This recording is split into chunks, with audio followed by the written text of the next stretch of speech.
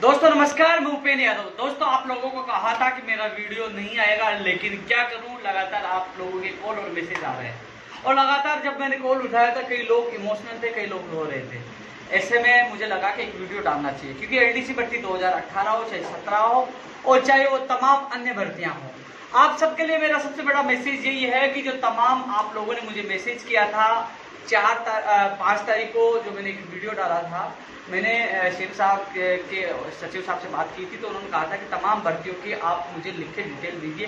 तो आप लोगों की वो डिटेल आपने मुझे भेजी थी, वो डिटेल एक बार तो मैंने इनको भेज भी दी है। इसके अलावा लेटर पैड पे टाइप करवाकर मैं सोमवार या मंगलवार को कभी भी, क्योंकि मैंने मंत्री जी से बात की है कोटपुतली वाले से, उन्होंने कहा है कि वो जल्दी से में मुझे एक मीटिंग फिक्स कराएंगे। तो मैं समय मांग रहा हूँ, जब भी मेरी मीटिंग होगी तो मैं खुद व्यक्तिगत भी तमाम भर्तियों का जो मामला है, चाहे अधीनस्थ बोर्ड की हो चाहे आरपीएससी की हो, उनका नाम तो नहीं ले पाऊंगा क्योंकि मैं पहले जिक्र कर चुका हूँ। आपको पता है कौन कौन सी भर्तियां हैं, उस पिछले वीडियो में आपको पता है। उन तमाम भर्तियों की डिटेल मैंने खुद ने बनाई है बैठ के घर पे, और उनको मैं एक बार तो उनको व्हाट्सएप मेल के जरिए भेज चुका हूँ, और एक मैं व्यक्तिगत मिलकर सीएमओ में वो पूरी मैं रिपोर्ट दूंगा कि जो तमाम भर्तियां लंबित है, चाहे आरपीएससी के जिनका परिणाम जारी होना है, कई भर्तियां जो कोर्ट में हैं, चाहे आरएस भर्ती 2018 हो, चाहे आप कृषि प्रेक्षक हो, महिला सुपरवाइजर हो, प्रयोगशाला सहायक हो, ये कोर्ट में लंबित है भर्तियां, चाहे फायरमैन की भर्ती लंबित वो हो। इसके अलावा जिनकी परीक्षा तिथि जारी होनी, चाहे पटवारी हो, चाहे वन रेंजर हो, और चाहे राजस्थान पुलिस हो,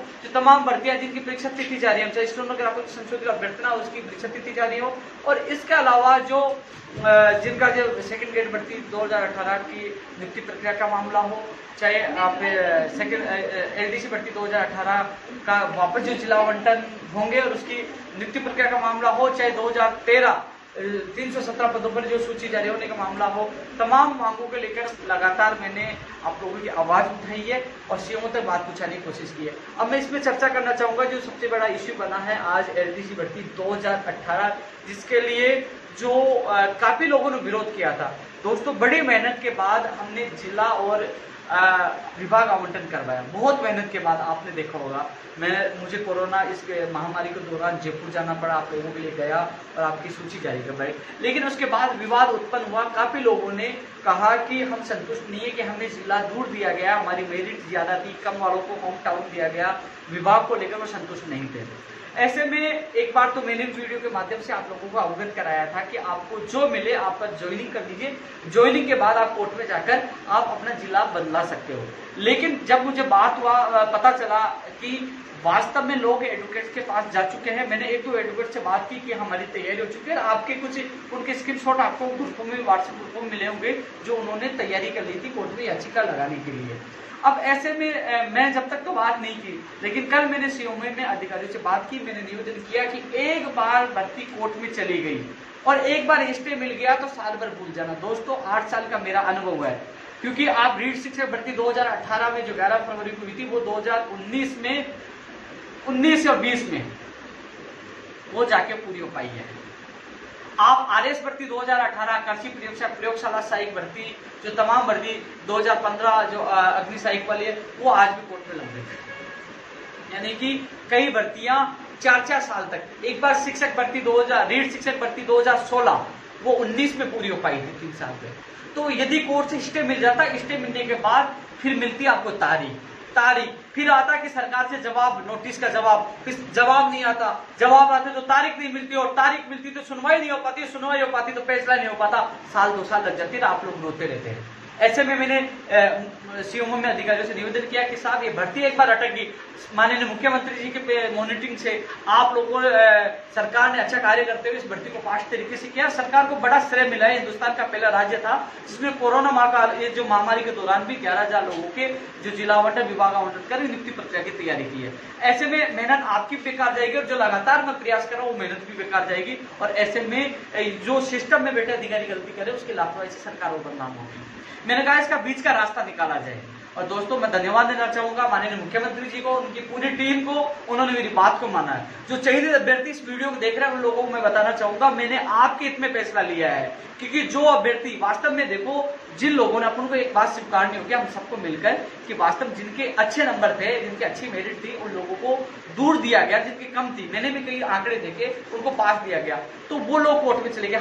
मैं ज्यादा अपील करके कुछ लोगों को रोक सकता हूँ, हर व्यक्ति को नहीं रोक सकता। जिन लोगों ने याचिका तैयार कर दी, मान लीजिए मैं अधिकतर लोगों को रोक देता, एक व्यक्ति जाके स्टे ले लेता तो आप लोग साल भर तक रोते रहते और मुझे ही भागना पड़ता है। मुझे पता है कि क्या स्थिति हो पाती है आपकी मानसिक और आर्थिक स्थिति से आप परेशान हो जाते हैं। ऐसे में मैंने मजबूती से बात रखी, चाहे जिन लोगों के साथ गलत हुआ जिला आवंटन विभाग आवंटन उनके साथ हो पाएगा, सही हो पाएगा और आपका भी समय बचेगा साल भर 2 साल। क्योंकि मैंने उदाहरण दिए इन भर्तियों के, आपने देखा कितने टाइम तक भर्तियां लटकी पड़ी है। आपने प्रयोगशाला सहायक भर्ती 2018 देखो, जिला आवंटन के ऑप्शन भर लिए गए, स्टे है, उनको ज्वाइनिंग नहीं हो पा रही। सारी भर्ती आप उठा के देख लीजिए, एक बार भर्ती जाने के बाद कम से कम 6 महीने, साल भर, 2 साल, 3 साल, पता नहीं कितने दिन रुक जाते हैं। तो उन्होंने मेरी बात मानी। अब इसमें निष्कर्ष निकल के आया दोस्तों, जो निर्णय हुआ आप लोगों को मैं अवगत कराना चाहता हूँ। लोग अभी कॉपी पेस्ट करने के लिए भी काफी लोग तैयार होंगे, क्योंकि हम लोग धरातल पे काम करते हैं, आप लोगों के लिए मेहनत करते हैं। मेरी अधिकारियों, संबंधित अधिकारियों से बात हुई है, इसमें ये निकल के आया है कि विभाग दोबारा से मेरिट वाइज दोबारा से एआरडी विभाग द्वारा आवंटन किया जाएंगे। विभागों का आवंटन दोबारा होगा एआरडी विभाग के द्वारा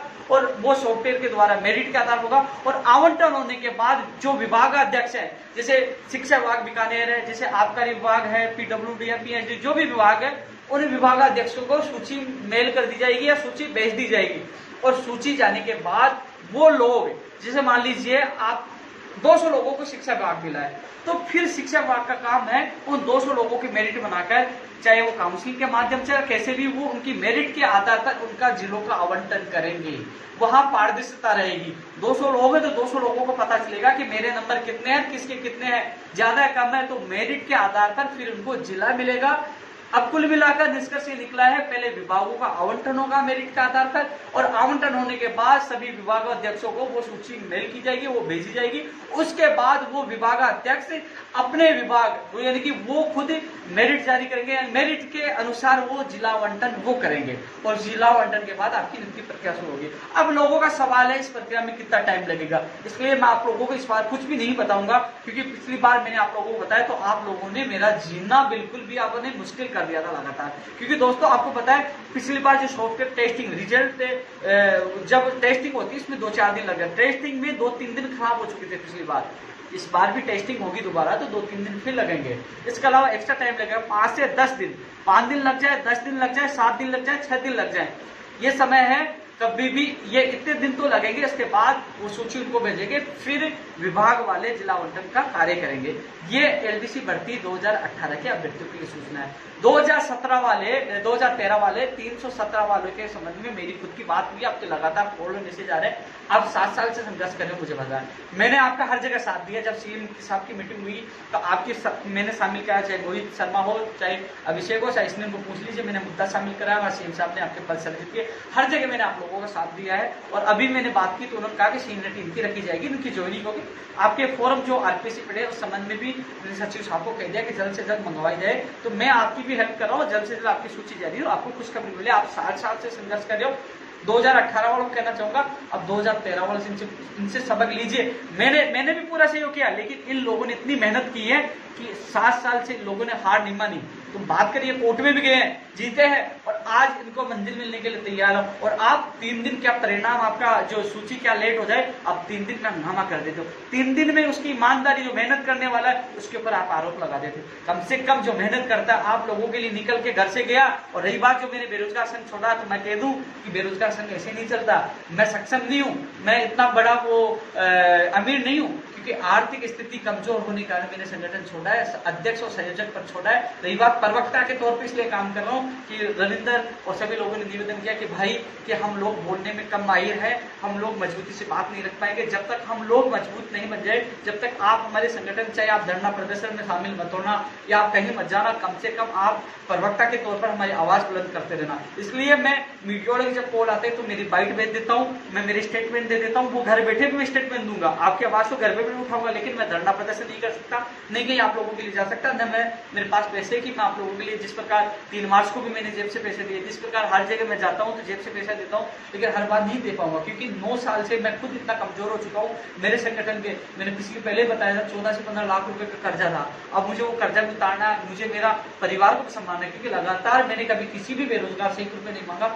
मेहनत और ईमानदारी से कई 1.5 से 2 लाख लोगों को ज्वाइनिंग दिलाई है, और आज संगठन 1 नंबर संगठन बना हुआ बेरोजगार महासंघ। लेकिन ये मैं लोगों को कहता कि मेरी आर्थिक स्थिति से मैं संगठन छोड़ रहा हूं, तो लोग कहते नहीं नहीं, और फिर वही आरोप लगाते कि देखो पैसे मांगने के लिए कर। इसलिए मैंने छोड़कर फिर आप लोगों को बता रहा हूं, क्योंकि बिना आर्थिक मजबूती संगठन नहीं चलता। इसलिए मुझे मजबूरी में संगठन छोड़ना पड़ा है, क्योंकि गाड़ी चलती है तो पेट्रोल चलती है, हर जगह भागना पड़ता है, ज्ञापन की कॉपी, मेल, सब कुछ जेब से लगता है, धरना प्रदर्शन सब कुछ।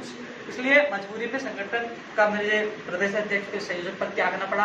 अब ये टीम है, अच्छा कार्य करेगी, उनको सपोर्ट दूंगा, लेकिन मैं प्रवक्ता के तौर पर मैं इन लोगों को इनके पक्ष में, बेरोजगार पक्ष में स्टेटमेंट देता रहूंगा। इसके अलावा जो भी फेसबुक पे मैं कम चीजें डालूंगा, ट्विटर अकाउंट मेरा पड़ा है, उसमें ट्विटर अकाउंट पे मैं अपडेट देता रहूंगा। जैसे मेरे अधिकारियों से बात होगी तो मैं कोशिश करूंगा अधिकतर आप लोगों को सही अपडेट देता रहूं, जो आप लोग बिना चिंतित वहां दे सकते, अपनी दुविधाएं दूर कर सके। इसके अलावा दोस्तों, जो तमाम भर्तियों के लिए आप लोगों ने मुझे नोट्स करवाया था, चाहे सेकंड ग्रेड, जो तमाम भर्तियां थी, उनको मैंने नोट करने के बाद उनको एक बार व्हाट्सएप को मेल कर दिया था। अब जैसे जो 587 का मामला है, इन लोगों को विश्वास दिलाया था मैं आप लोगों के साथ हूँ। आप लोगों के लिए मैंने मंत्री जी से बात की है, वो कह रहे हैं सोमवार या मंगलवार को मुझे सीएम ओएसडी साहब से मिलवाएंगे। मैं कोशिश कर रहा हूं कि मैं जयपुर जाकर उन 587 की बात मजबूती से रखूं, उनको भी न्याय मिले। उनकी पीडीएफ जो मुझे आज मिली थी, जो पूरी शानदार तरीके से बनाई गई थी, उसको मैंने सीएम सचिव साहब को, जो 2-3 ओएसडी हैं, आरती बेन जी हो, ललित जी हो, लेखराज जी हो, तमाम लोगों को मैंने सेंड किया है। मैं खुद व्यक्तिगत मिलकर आपकी बात मजबूती से रखूंगा। राजाराम जी हो, डॉक्टर करण सिंह जी हो, चाहे गिरिराज सिंह लोटवाड़े जी, तो तमाम वो लोग हैं, सबसे मैंने बात की है और कोशिश करूंगा, मैं जी जान लगाकर आपसे वादा करता हूँ, जी जान लगाकर आप लोगों के लिए मेहनत करूंगा। और मुझे विश्वास है जब जब हमने मेहनत की है तो भगवान के आशीर्वाद से वो मेहनत कामयाब रही है। और कोशिश कर रहा हूँ कि एक बार समय मिल जाए, समय मिलते ही सीएमओ में मैं खुद एक बार फिर इस कोरोना महामारी के दौरान आप लोगों के लिए जाऊंगा, आपकी बात मजबूती से रखूंगा। और जो तमाम लंबित भर्तियां हैं, उनका नाम मैं बार बार ले नहीं पाऊंगा, लेकिन तमाम भर्तियों को मैंने मेंशन लेटर पैड पे कर लिया है, लिख लिया है। और तमाम भर्तियों को मैं मेल और व्हाट्सएप के द्वारा पूछा चुका हूँ सीएमओ में, लेकिन मैं व्यक्तिगत भी वो लेटर पैड पे जो पीडीएफ फाइल बनी है लेटर पैड पे, वो जरूर उनको मैं सौंप के आऊंगा।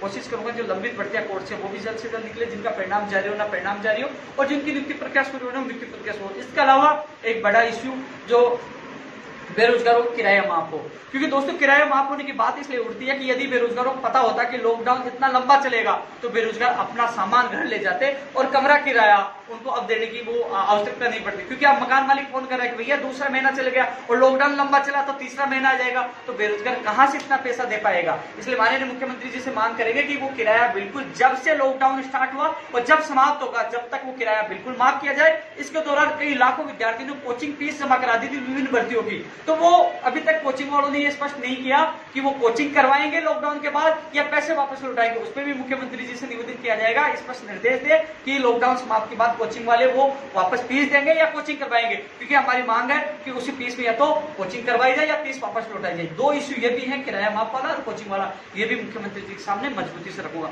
इसके अलावा तमाम भर्तियों का नाम नहीं लिखूंगा, उनको मैंने पीडीएफ जो लेटर पैड पे टाइप करवा लिया है, उन सबको मैं माननीय मुख्यमंत्री जी के सामने रखूंगा। इसके अलावा रीट शिक्षक भर्ती 2020 के संबंध में जो विज्ञप्ति है वो भी मैं बात करूंगा। तमाम भर्तियों की मैंने जो सारा संग्रह किया है वो सारी चीजें मेरे पास है, मैं पूरी मजबूती से बात रखूंगा। और इसके अलावा आज जो वीडियो डालने का उद्देश्य था, लगातार मुझे कॉल और मैसेज कर रहे थे, मैं देख रहा था, मैं पीड़ा समझता हूँ, हर बेरोजगार की समझता हूँ, लेकिन मैंने मजबूरी में पद छोड़ा। लेकिन मैं एक प्रवक्ता के तौर पर आप लोगों का आवाज मीडिया में, सोशल मीडिया में उठाता रहूंगा। लेकिन पहले जैसे जैसे धरना करना, अनशन करना, लटकाना, जेल जाना, ज्ञापन देना, वो नहीं कर पाऊंगा, क्योंकि उसमें घर से निकलना पड़ता है। मेरी पारिवारिक और कई व्यक्तिगत भी समस्याएं हैं, घर पे भी मुझे जो माता पिता को उनसे 9 साल बाद समय दे पाऊंगा। अब 9वां साल चल रहा है संघर्ष का, तो कहीं ना कहीं मुझे, आपको खुद को पता है कि जो घर वालों परिवार का साथ देते थे वो समय तो मैंने आपकी सेवा में निकाल दी बेरोजगार, लेकिन फिर भी मैं खुश हूँ कि लाखों लोगों को रोजगार मिल पाया। हालांकि मैं आप लोगों को विश्वास दिलाता हूँ, यदि मैं स्टेबल हो जाता हूँ, मुझे लगता है कि मैं मजबूत हो गया हूँ वापस आर्थिक तौर पर, तो आप चाहो तो मैं वापस बेरोजगार संघ में जुड़कर आपकी सेवा करने के लिए वापस आ जाऊंगा। लेकिन जब तक मैं स्टेबल नहीं हो जाता, जब तक मेरी मजबूरी आप लोगों को समझ नहीं होगी, क्योंकि मैं आप लोगों को पूरा समय नहीं दे पाऊंगा। जहां समय मिलेगा मैं प्रवक्ता के तौर पर आपकी आवाज बुलंद करता रहूंगा। रविंद्र चौधरी जो अध्यक्ष है, संयोजक जयराम किसाना और जो तमाम जो टीम बनी है वो आपकी मदद करती रहेगी। अभी कोरोना चल रहा है और कोरोना समाप्त के बाद ये भर्तियों के साथ साथ वो किराया माफ करने का मामला, कोचिंग वाला मामला, तमाम मुद्दे उठेंगे और उसके लिए लड़ाई भी लड़ेंगे, चाहे वो धरातल पे हो, चाहे सड़क पे हो, चाहे कहीं लड़ाई लड़ेगी। उनकी लड़ाई भी कंधे से कंधा मिलाने एक काम व्यक्ति बनकर पूरा साथ दूंगा। जो अपने रविंद्र चौधरी अध्यक्ष और संयोजक जयराम गुजर के नेतृत्व में लड़ाई लड़ेंगे, मैं उनका पूरा साथ देने आऊंगा। लेकिन आप सबसे मेरा ये निवेदन है कि आप लोग मजबूती से आप लोग अपने संगठन जो अपने भर्ती के लोगों को एकता में पिरोए रखें, एक साथ रखें। जब आवश्यकता पड़ी तो हम सब मिलकर इस लड़ाई को लड़ेंगे। दोस्तों, इसके अलावा एलडीसी भर्ती 2018 वालों को मैंने कह दिया है कि आपका जो प्रक्रिया होगी मैंने आप लोगों को समझा दी है, लेकिन जो आज निर्णय हुआ है वो आपके हित में हुआ है। कम से कम ये भर्ती आपकी लंबी नहीं अटकेगी, लटकती तो आपके सपने शायद पूरे नहीं हो पाते। ऐसे में अब 5 से 10 दिन आप इंतजार करिए कि आपके जो सूची जो विभाग आवंटन होगा, फिर जिला आवंटन का वो विभाग जो जिस विभाग अध्यक्ष है या विभाग कार्य करेगा वो आपके सामने हो जाएगा। लेकिन जितनी मदद होगी मैं आप लोगों की करता रहूंगा। जय हिंद, जय भारत।